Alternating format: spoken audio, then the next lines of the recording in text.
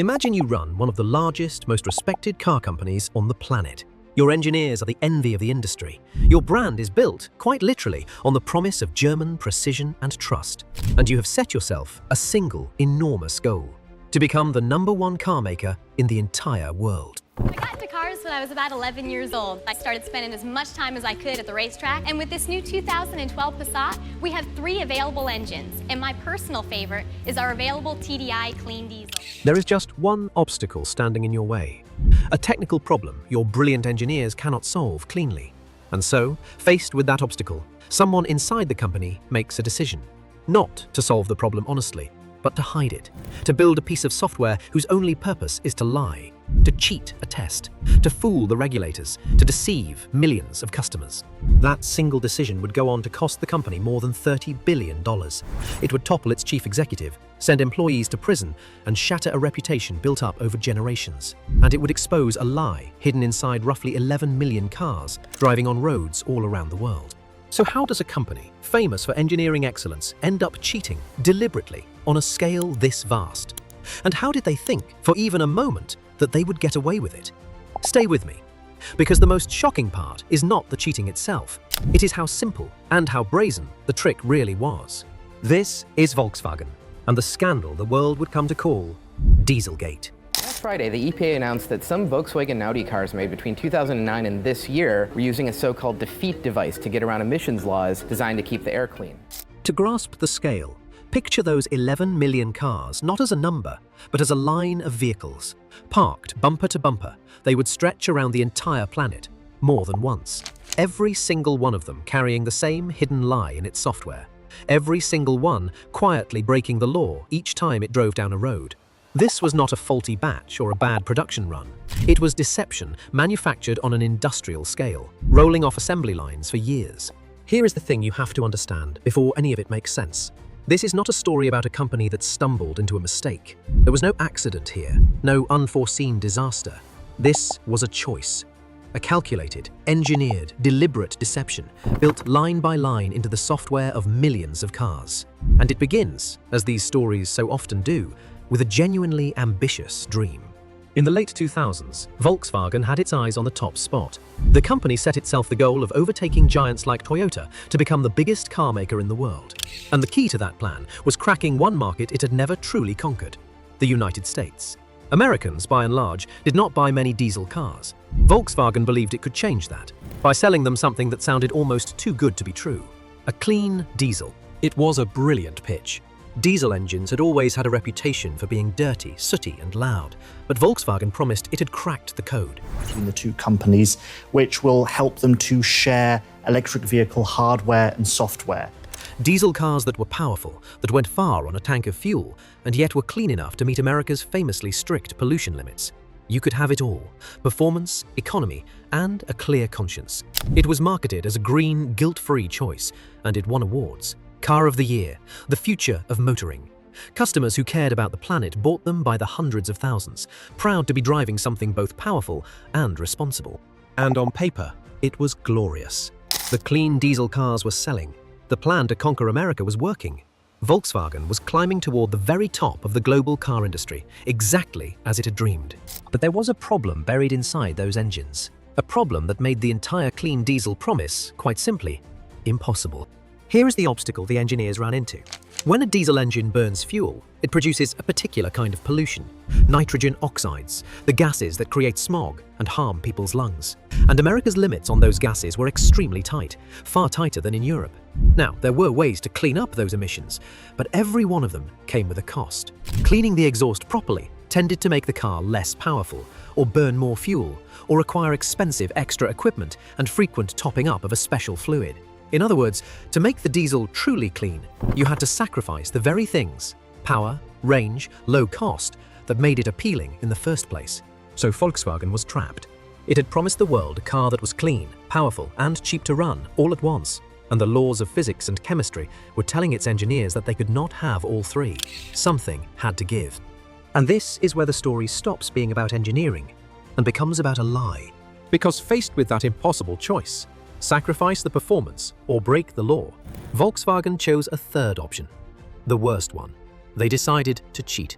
And the way they did it was a piece of software of almost diabolical cleverness, a hidden program that would come to be known as a defeat device.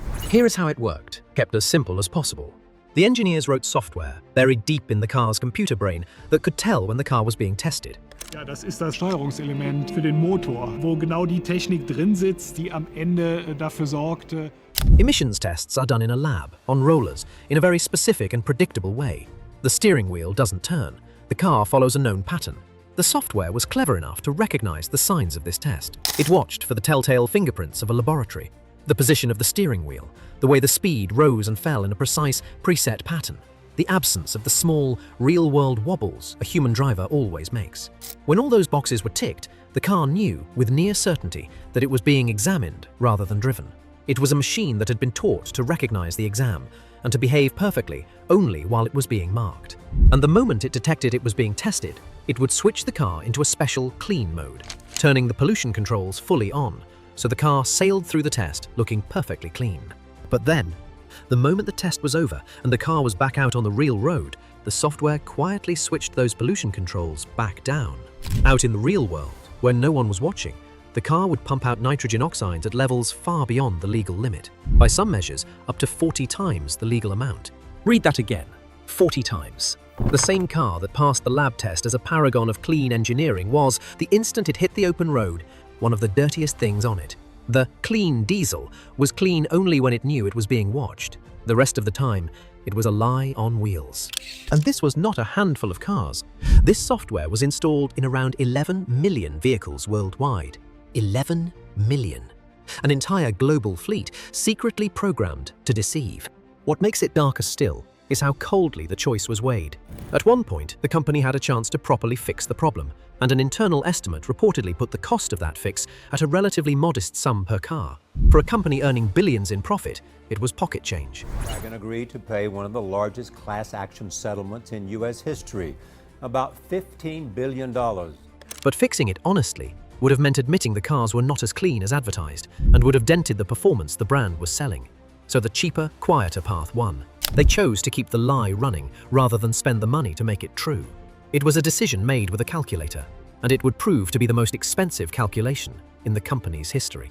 Hold that number in your mind, because the scale is the thing that turns this from a cheat into one of the great corporate scandals in history.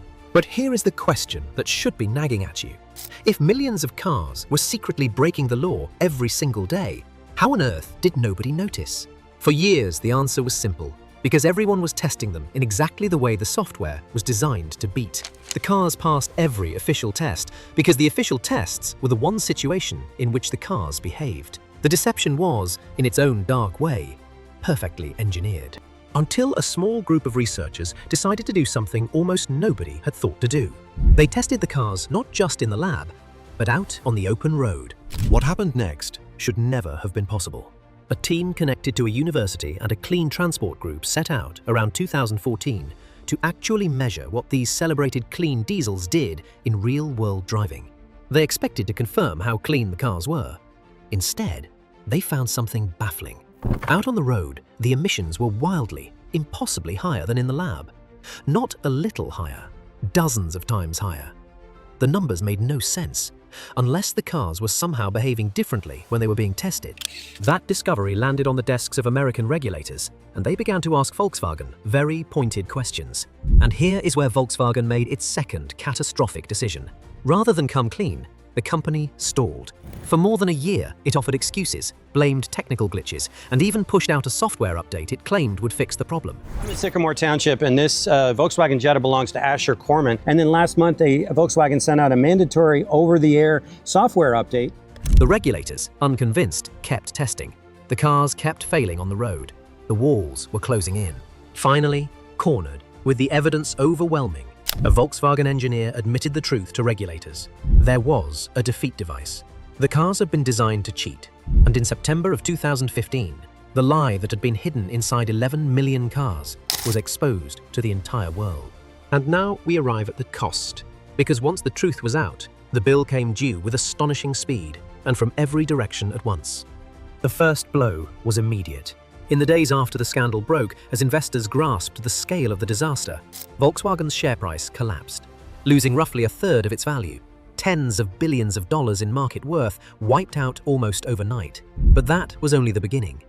Then came the fines, the settlements with governments, the compensation to customers, the cost of buying back or repairing millions of cars, the legal fees. Country after country launched its own investigations and demanded its own penalties. Add it all together, and the total cost to Volkswagen climbed past $30 billion. Say it slowly. That's 10 zeros. And someone signed off on every single one. $30 billion. To put that in perspective, the fix that might have made these engines genuinely clean in the first place, the proper equipment, the honest engineering, would have cost a tiny fraction of that per car. The company gambled that cheating would be cheaper than doing it right. In the end, the lie cost them many, many times what the truth ever would have. They tried to save a little, and it cost them an empire's fortune. But the price was not only measured in money. The company's chief executive, the man at the very top during the years of deception, resigned within days of the scandal breaking, insisting he had known nothing of the cheating. He would later face criminal charges. Other executives and engineers were pursued by prosecutors across multiple countries. Some went to prison, including engineers who had helped build or defend the very deception they were ordered to create, ordinary employees who followed instructions and ended up paying with their freedom, while the scandal swallowed careers all the way up the chain. And then there is the cost you cannot put a number on at all. Those 11 million cars had been spewing far more pollution than anyone realized, for years, into the air that real people breathe. The whole premise of the clean diesel, the green, responsible choice, had been a fiction. The customers who bought them, believing they were doing the right thing, had been deceived, and the trust in a brand built over generations on the promise of German precision and honesty